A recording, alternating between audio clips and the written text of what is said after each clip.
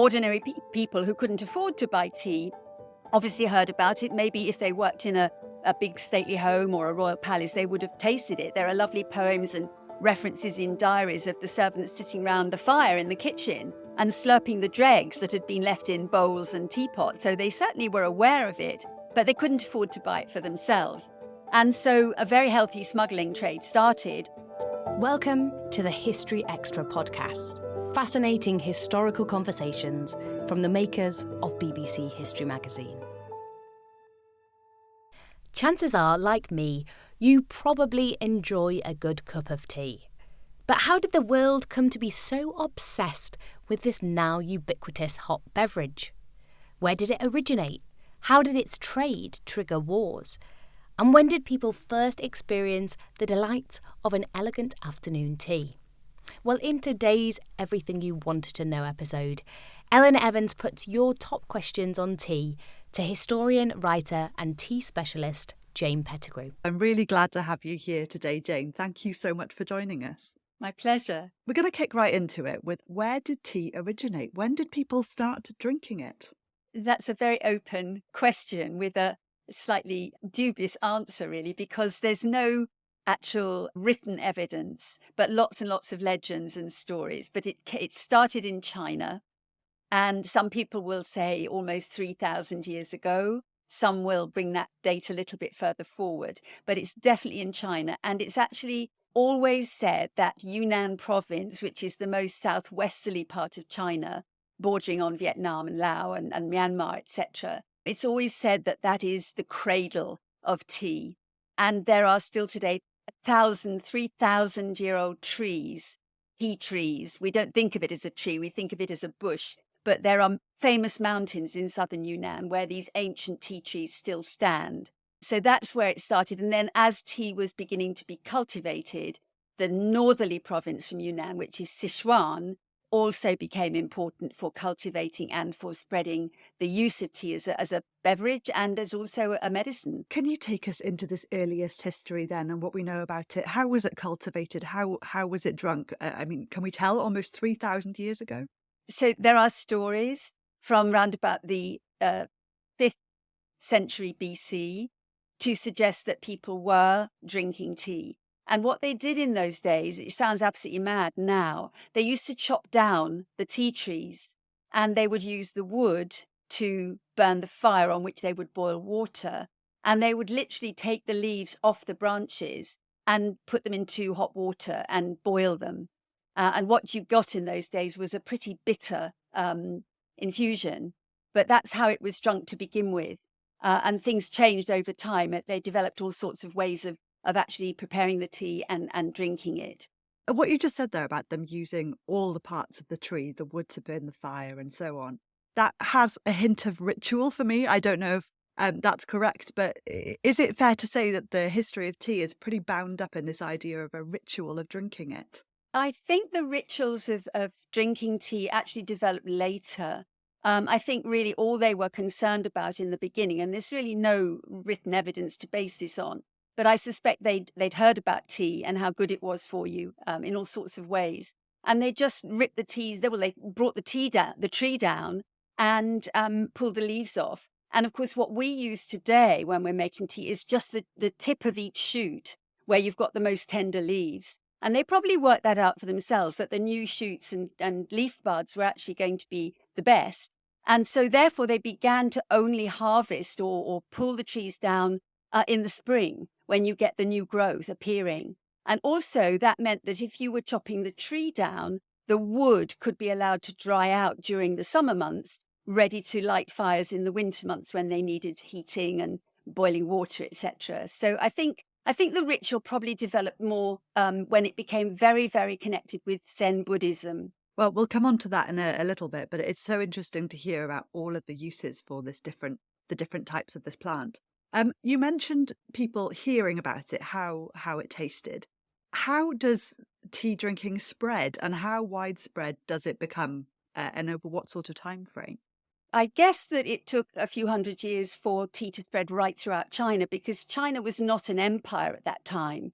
It was diverse provinces who ruled themselves. So there would have been communication, but not necessarily a huge amount of communication. And you have to remember that China has so many high mountains, which would have impeded people from traveling easily. And journeys were long and on foot, using horses to carry things. So it is hard to know exactly how long. And was there any sort of trade? When do we know that this sort of became a more commercial enterprise? Tea was used as money and was bartered for other goods that were needed. Although in the early days they boiled the leaves in water and drank the infusion, and they also sometimes mixed that with rice, they did quite quickly develop a way of compressing the tea that they'd picked into a little cake, or a rectangular cake, or a round cake, etc. And that's because it was much easier to transport the tea. And a very good example of the transportation and trading with tea is what happened from Yunnan and Sichuan selling tea to Tibet. And the tea had to get right up to Lhasa, which is 13,000 feet high, and a very difficult journey. But the tea was compressed in the spring into cakes, quite, good-sized cakes, sometimes rectangular, and often then wrapped in bamboo leaves to keep them in good shape while they traveled. And those would set off from Yunnan and Sichuan and travel up this mountain road, which took them 8 to 10 months. And when the tea eventually reached Tibet, the idea was that it was swapped for ponies. And this is actually the history of what we now call pu'er tea, which was marketed through the town called Pu'er in Yunnan. There were set quantities of cake that you swapped for a Tibetan pony. And the reason for this trade was that the armies in different parts of China at that time needed lots of horses. And the Tibetan ponies are very, very famous for their speed and their strength. And so the tea went up the mountain along this very windy, hairpin bend, tortuous route. And that road became known as the Tea Horse Trail. But there was similar trade going on from the eastern side of China, eventually up into Mongolia and other border areas where it was too high or too dry to actually grow their own tea. And they had to rely on China to actually sell it to them, because China was the only place we knew at that time was actually growing and making tea. And we're talking here probably into round about 500, 600 AD. And it becomes a really famous trade. But we're getting a sense then here of tea as a really important commodity. And I wonder if we can touch a little bit more on the cultural significance it holds as well. You mentioned the rituals that perhaps came a little bit later. Yes, tea has always had a connection in more recent times, a very strong connection with Zen Buddhism. And Zen is all about entering into every activity that you take with your full concentration and enjoying it. And tea drinking allowed Zen Buddhist monks to chant, to pray over long periods of time. By drinking tea, they kept themselves awake, but not jittery as they would have been had they drunk other infusions such as coffee or some herbs.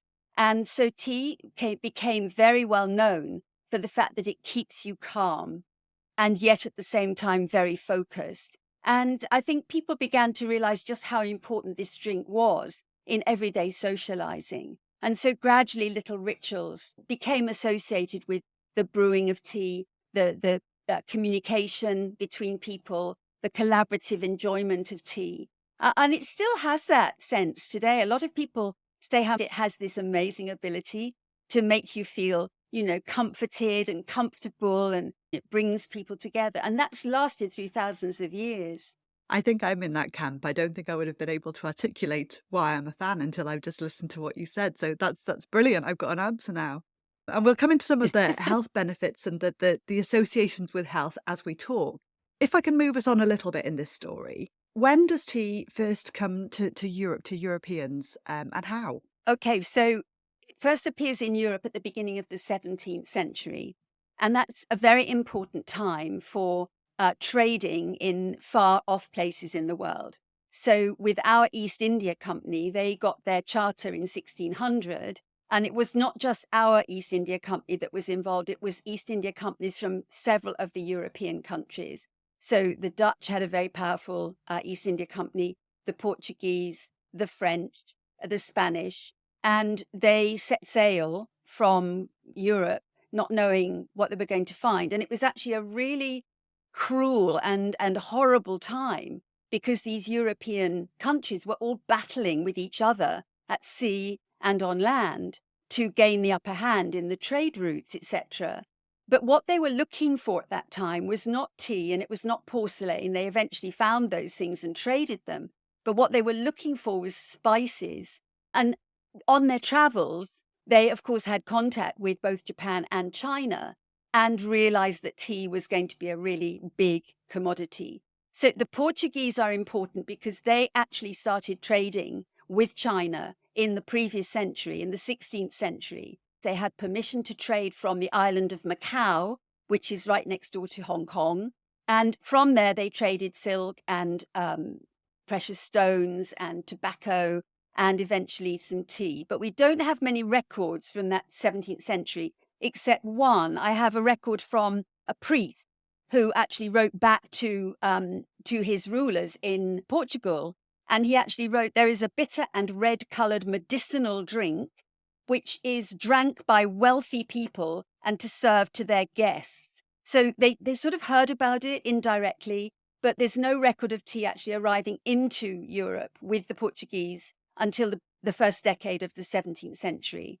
And that is also when the Dutch become very powerful. They really do dominate the trade route.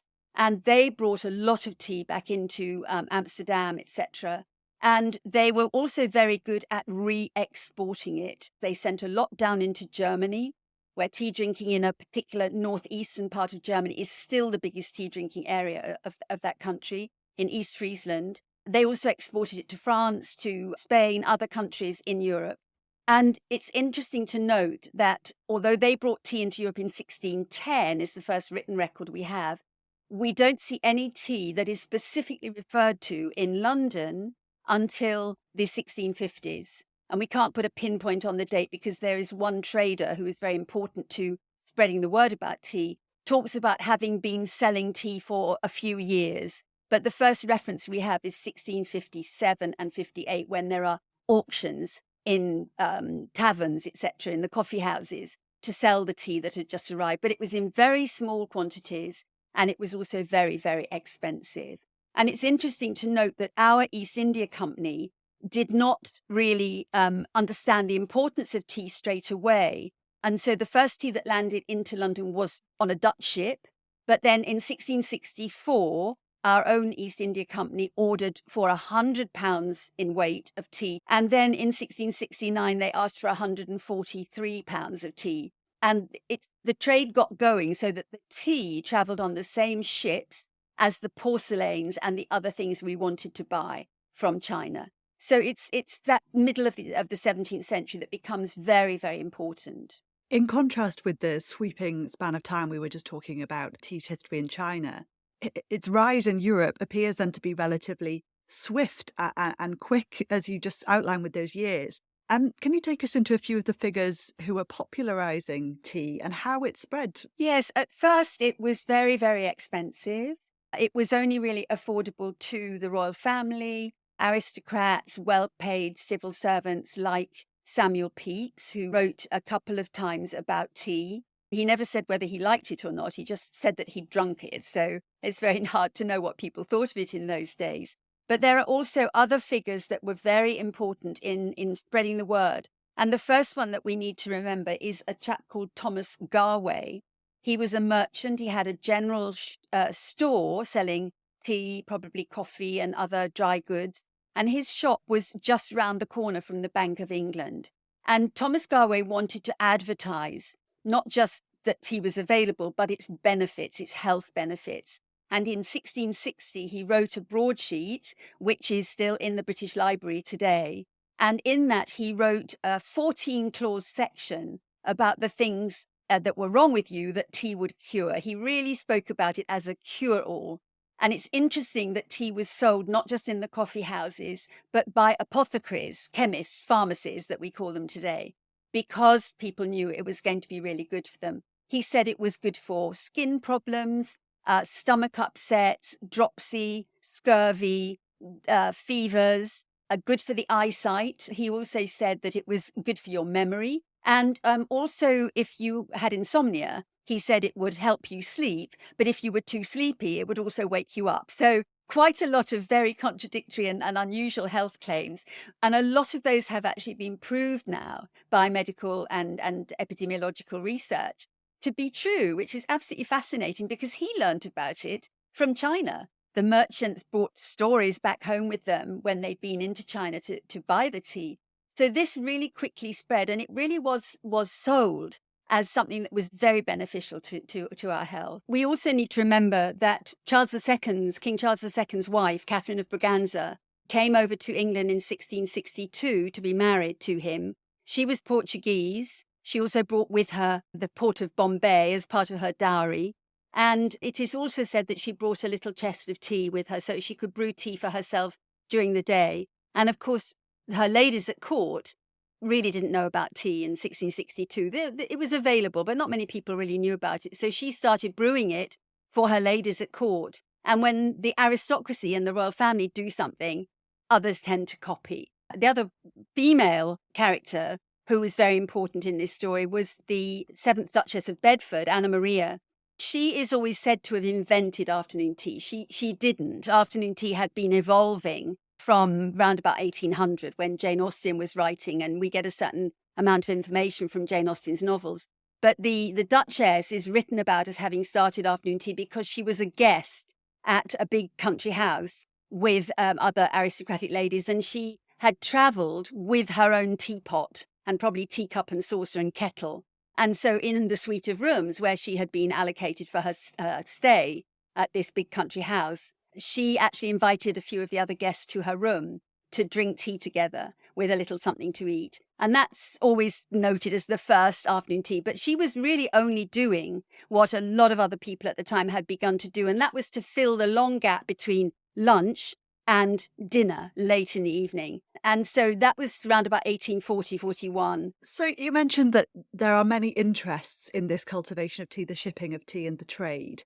What does this mean for the East? And what does it mean with all these competing European interests and East India companies in the region? Yes, the price was actually very, very high to begin with in all countries. And certainly the rest of Europe was drinking tea in exactly the same way that we were. And the East India Company, once they recognized that they could make a lot of money if they were going to trade tea in huge quantities. And so they kept the price high on purpose. But also the price was kept up by governmental taxes, and the taxes stayed very high.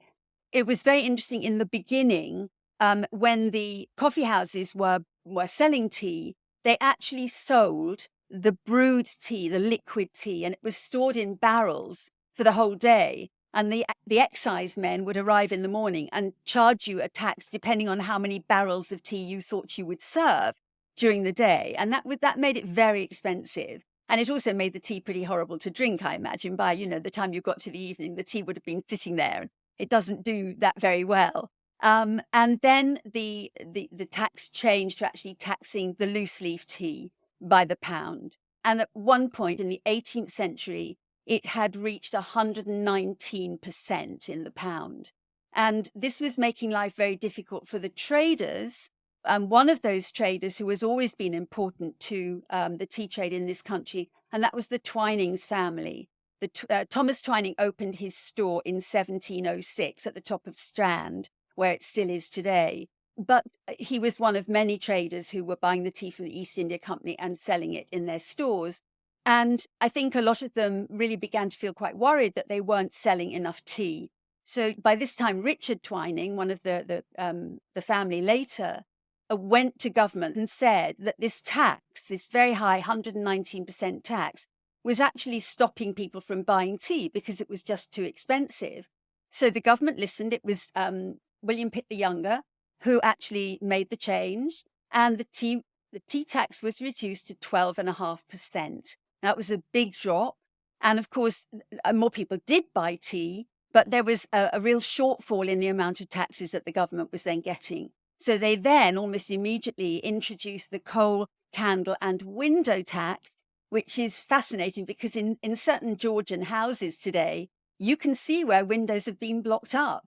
And it's all connected with tea. This is fascinating history. And I mean, I love hearing about this window tax as well. The history of tea is so bound up in the history of taxation. And I did a podcast series on the Boston Tea Party last year, which I'm sure we'll come on to. I don't want to skip us too far ahead, though.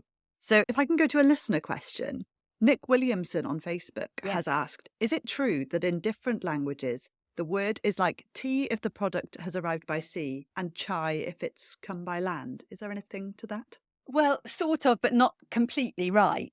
It's all about the language used in China for the word tea.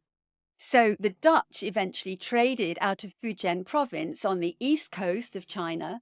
And there, the language spoken is a dialect called Amoy.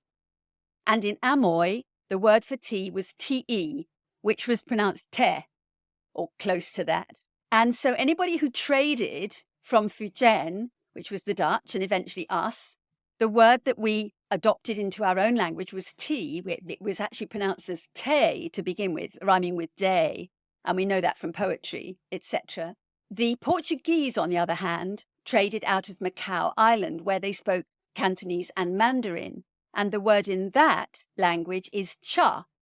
So the Portuguese used the word cha, and anybody else trading with Mandarin or Cantonese speakers would have adopted that word. So there's a kind of connection with travel, but not totally. It's really about how people bought their tea and who they were trading with, which is much more important. I wonder if we can return to the issue of taxation and tea as a very expensive commodity, because I'm sure listeners will be thinking ahead and knowing that with these issues comes a black market and the issue of smuggling. Can you talk about tea's history and how it's wrapped up with those things? Yes, absolutely. I mean, it is a very important part of the trade as we know it in the 17th and 18th centuries. And because tea was so high, ordinary people who couldn't afford to buy tea obviously heard about it. Maybe if they worked in a big stately home or a royal palace, they would have tasted it. There are lovely poems and references in diaries of the servants sitting round the fire in the kitchen and slurping the dregs that had been left in bowls and teapots. So they certainly were aware of it, but they couldn't afford to buy it for themselves.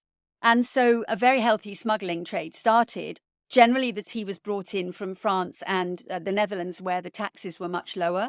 Very often landed on the Isle of Wight or the Hampshire coast, but smuggled on shore inside clothing or inside special chests that were made that fitted between the ship's timbers. And so if the excise men came on board, they thought it was floorboards, but actually it was little boxes holding smuggled tea.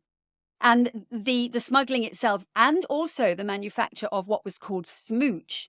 And smooch was a tea that wasn't tea at all. It was made by unscrupulous traders by picking leaves from ordinary ash trees or sloe trees or whatever, and actually making them look, and certainly not taste, but look like tea.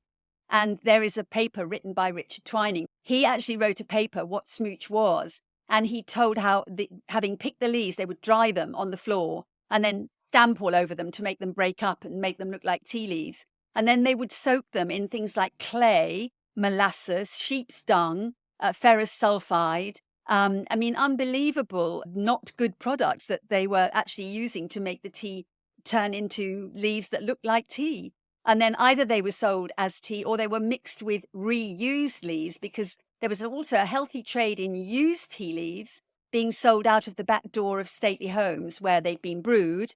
In those days, Chinese teas were the only ones we were using, and you can brew Chinese tea several times. It's not quite as daft as it sounds. Certainly, you wouldn't want to rebrew a tea bag in today's tea drinking. The tea was sold to merchants who went around collecting used tea leaves, and they would then either mix them with this smooch, or they would actually just recolor the tea leaves and sell them again. It was a trade that actually involved not just criminals. It was upstanding members of society that were very happy to buy smuggled tea, or even to be involved in distributing it to, willing customers. So it really was very big.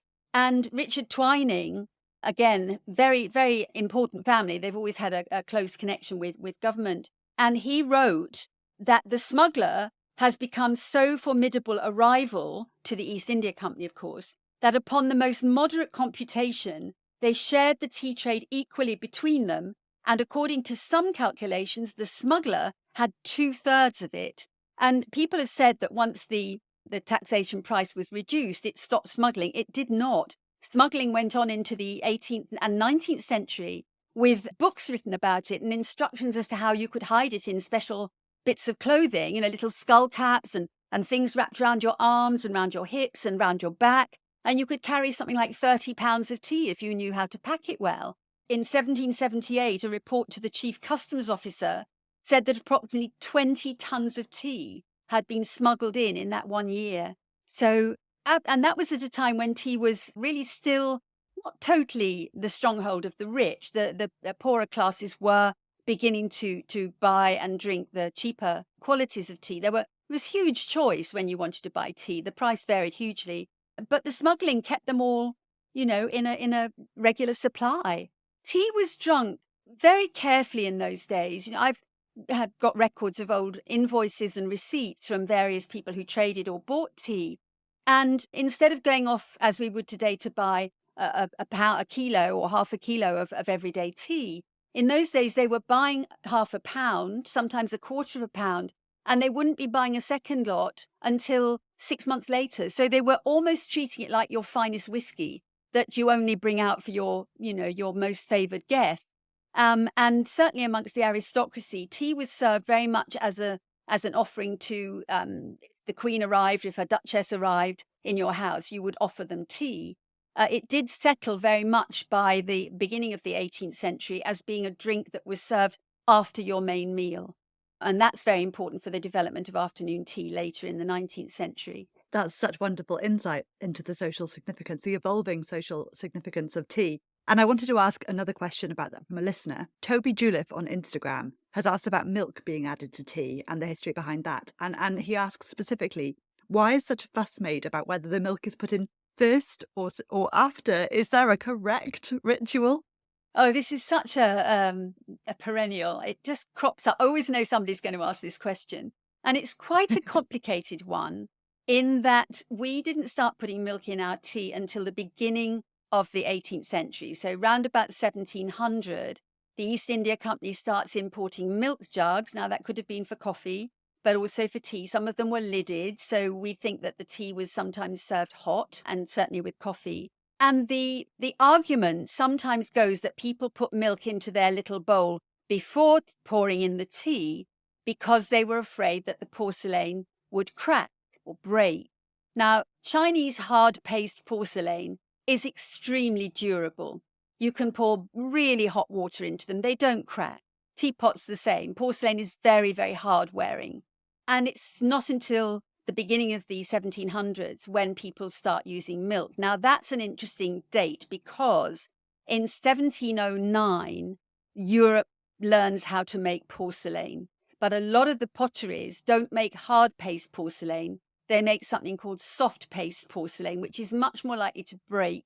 And some potteries never actually even tried to make porcelain. But having got to the point where they were making soft paste porcelain, maybe then there was an argument to pour the milk in first, because otherwise those European-made tea bowls may well have cracked. Now then, if we come through into the Victorian period, when afternoon tea became very, very popular, not as early as some people might think, it became a thing amongst the aristocracy around about the 1840s, but it certainly did not become widespread until the 1870s. If you look at an early copy of Mrs. Beeton's Book of Household Management, she talks about tea, but only as a beverage. She does not mention afternoon tea, and that was published in 1861. So it's not till we get to the 1870s or 80s that it becomes a much more widespread ritual, I suppose we can say, very much a feminine ritual, but men were welcome as well. And the way tea was served then, the lady of the house would be standing very often or seated close to her tea table. She would pour a cup of tea with just the tea, 2/3, because then sugar and milk or sometimes cream were offered afterwards to the guests. And the lady of the house would either pour that in or the jug would be handed to each guest and they would have as much milk as they wanted. So that then became the etiquette of milk in Victorian times. And I suspect that that's why that still has continued today. But quite honestly, we want people to enjoy their tea. If they want to put the milk in first, that's absolutely fine. If they want to put it in afterwards, then that's also fine. And in a way, it's quite a fun question because we could talk about it ad infinitum, really. We did have, in the 1980s, we had some scientific research done at Imperial College here in London to see if it made a difference to the taste of the tea if the milk went in first or afterwards. And their conclusion was that if you add cold milk to very hot tea, it can caramelize the sugars in milk and therefore slightly change the flavor. But quite honestly, I've tried it and it really, well, I don't put milk in my tea anyway now, but it doesn't seem to make very much difference. So, but it's up to you. If if you want to mess around with milk and sugar and honey or whatever, fine. Enjoy it. What a democratic answer. Thank you, Jane. Toby, I hope that answers your question. And you feel free to enjoy your tea in whichever way you want. Great. So if we can zoom back out again and into the geopolitical story of tea, we probably can't talk about tea without talking about the Boston Tea Party. And you've mentioned about tea being the preserve of the elite and the rich. But there's a point in the 18th century where colonial issues coalesce over tea in a big way. What can you tell us about this moment? Yes, I mean, there are lots of examples of tea's relevance and influence on geopolitical matters. The Boston Tea Party is a very well-known one. And I think it just all completely got out of hand because in 1765, Parliament in London, under poor old King George III, they passed a Stamp Act, which was basically, it was settled to impose taxes on the colonies. It didn't really go very far then, but people were very angry in the American colony. And then because they were so angry, a lot of people stopped drinking tea, which meant in America, which meant that the stockpiling of the East India Company's teas in London grew and grew and grew. And by 1767, the Chancellor of the Exchequer decided to collect taxes for many products that were being imported into America. And the most important of those products was tea. And so anger grew again. But by 1773, the East India Company in this country had a huge surplus of £17 million in London, in the warehouses, and they couldn't get rid of it. So together, the Chancellor and the Prime Minister probably as well, and the East India Company dreamed up a plot to just pass off all that tea and send it off to the American colonies, different cities down the eastern seaboard, and force them to take this surplus tea.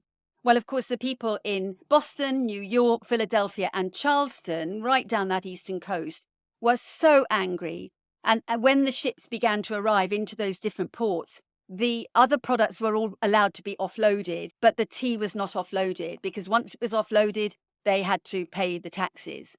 So, and things got worse and worse and worse towards the end of the year. And on December 16th in 1773, about 100 men and boys, some of the boys were 13, 14-year-olds, they dressed themselves in disguise as Mohawks and they boarded the ship and they hacked open the tea chests. They brought all the tea chests up on deck, they hacked them open and they poured the tea into Boston Harbor. And because tea is very light, it actually floated on the surface for quite a long time. So they went round in rowboats, patting them down with the oars to try to get them to sink. But they were absolutely forbidden to take any of that tea home because they vowed that they would not drink British tea after this terrible business.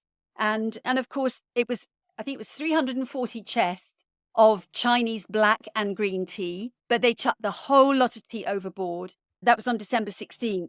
By 1775, 2 years later, in September in 1783, you had a terrible war, which we know about as the American War of Independence. So it lasted from 1775 to 1783, all because of taxation on tea. We should also remember about the Opium Wars, which we fought with China. And that developed because the East India Company, trading up in the northeast part of India, in Assam in particular, they found that the locals actually cultivated and used opium. And they thought, well, we're not actually getting much money out of China because they don't want anything we make or have, but we're paying them so much silver for the tea that we're importing. So maybe if we smuggle opium into China, and make them all addicted so that they buy more and more and more opium, this would be a way for us to recoup some of the payments, the balance of payments, which was completely out of sync. And that's what they did. And this led to the beginning of the Opium Wars, which started in 1839, which is actually a very interesting date because it's round about then that we discover that tea grows in Assam. And we started making our own tea exactly the same time. 1839, January, was the first sale of India-grown and manufactured tea into the London tea auctions.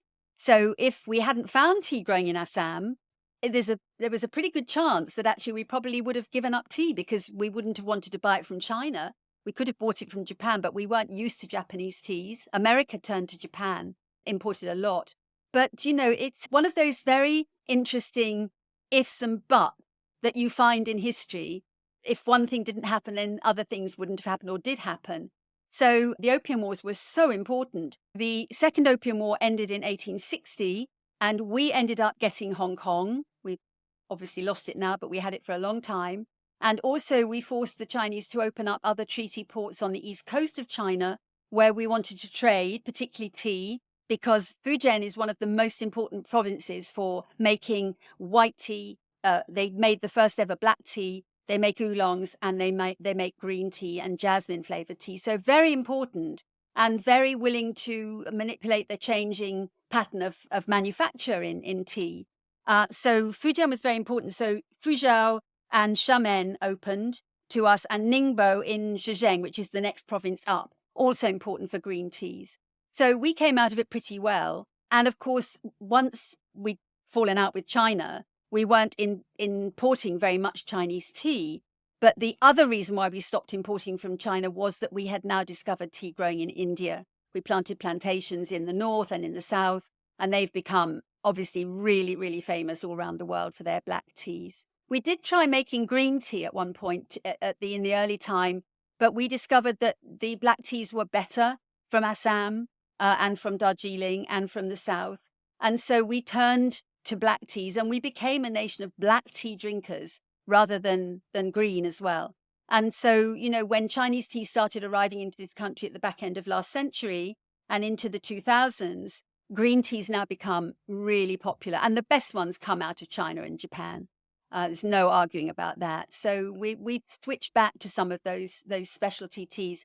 The important thing to know is that in the 19th century, our imports of Chinese tea between the 1830s and the end of the century dropped to about a quarter of what we had been importing before that. So, it affected so many aspects of the tea trade. So this is a story that clearly brings in so many factors: money, trade, political importance, the taste and the cultivation that, as you've said, the health benefits you've touched on. So I'm curious to know, has there been any time when there's been concerns about tea being bad or people have turned off tea for some reason? Yes. Interestingly, one of the people who was really against tea was John Wesley, the Methodist, who set up the Methodist movement. And he said that tea was a pernicious drink. He said it gave you the shakes.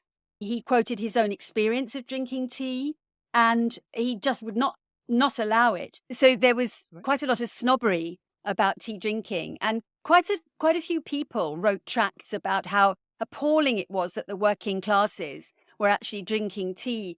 One writer said that it actually made even the chambermaids look sallow, and they'd lost their bloom because they were drinking tea. I mean, complete nonsense. It was on the side of tea, and he carried out experiments and claimed that tea was really good for scurvy, the digestion, chronic fear, and grief. Well, that ties in today when we say, let's have a nice cup of tea when you've just had a really bad shock about something. But John Wesley was very much against it. He said it gave you symptoms of a paralytic disorder. I mean, quite harsh. He did change his mind later and realized that tea was actually really good for you. And Joseph Hanway, who wrote a book, he traveled around Britain and he wrote a book about his travels, but he adds a big section at the back about tea. And he said also that tea was pernicious to health.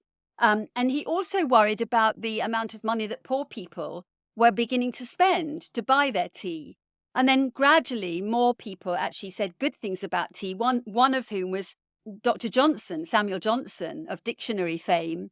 And he described himself as a hardened and shameless tea drinker whose kettle has scarcely time to cool, who with tea amuses the evening, with tea solaces the midnight, and with tea welcomes the morning. So he just drank tea all day and all night long. And I think it's fair to say that as Brits now, we're often characterised as being a nation of Samuel Johnsons, of being hardened tea drinkers.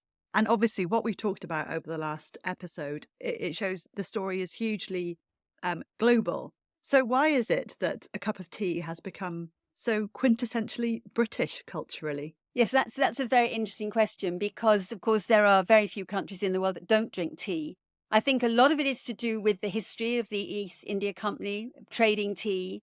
And one reason that we carried on drinking tea was because during the 18th century, there were so many wars in Europe that if we had been coffee drinkers, it would have been very difficult to get our supply of coffee being brought up from the Mediterranean, being brought up through Europe and across the Channel into London. Whereas the East India Company sailed the tea right round and avoided all the troubles. So we became famous for actually drinking tea in vast quantities, whereas the rest of Europe gradually dropped drinking tea and drank coffee. And I think the other reason is the whole idea about afternoon tea, which we know started in this country. It's a long and complicated story as to how it developed, but it has become really recognized. People who come on holidays from abroad into London, they all want to go for afternoon tea at one or more of the big hotels. So the Ritz or the Savoy or the Langham. There are so many people who go out for afternoon tea. And I think that's become important because when you go for afternoon tea, you know it's a very elegant, very polite activity. People behave very nicely when they go for afternoon tea. They sit up straighter. It's all about looking after your guests or the people who are with you, passing the jam, passing the clotted cream, making sure everybody's comfortable. Started in aristocratic houses, of course, and then the hotels picked it up, mostly at the beginning of the 19th century. And I think people recognize that as being very, very English. And wherever you go in the world, you find hotels, sometimes doing it with their own sort of approach to it in terms of the cakes and the savouries, but it is seen as an English thing. And this wide international sense that tea is good for you, not just physically, but mentally, that it calms you, that it makes you feel that everything in the world is okay. You know, it gives you that sort of sense of, everything's all right when you've got a cup of tea. And a lot of people will say that. And as we said before, you can't put your finger on why. You just know from your own experience that it's really important. It brings people together, but even sitting having a cup of tea on your own, and you know, I make a little ceremony of it. I will decide which tea, which teapot, which bowl I want to drink out of, or which cup and saucer. There's a lot of ritual still that is very, very important. Indeed. Well, Jane, we've covered so much ground over the episode. Thank you so much for your expertise in talking to us about tea today. It's been really wonderful hearing from you. And I wonder if there's a final thought you'd like to leave listeners with about the social significance of tea today, as you just touched upon. Well, I think what's important is a lot of people just drink cheap tea bags. I would really urge them to try to move to a slightly more expensive loose leaf tea. You don't have to brew it loose. They come very often in pyramid, see-through, gauzy tea bags, and those can be very good as well. But treat it with more respect. You know, don't just put the kettle on, throw a tea bag in a mug and pour the water on and don't think about it.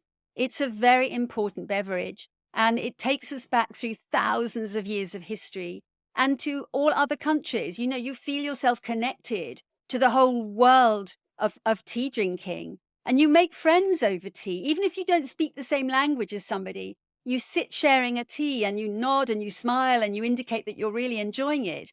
And there's something wonderfully magical about tea drinking. Thank you so much, Jane. It's been such a pleasure talking to you today.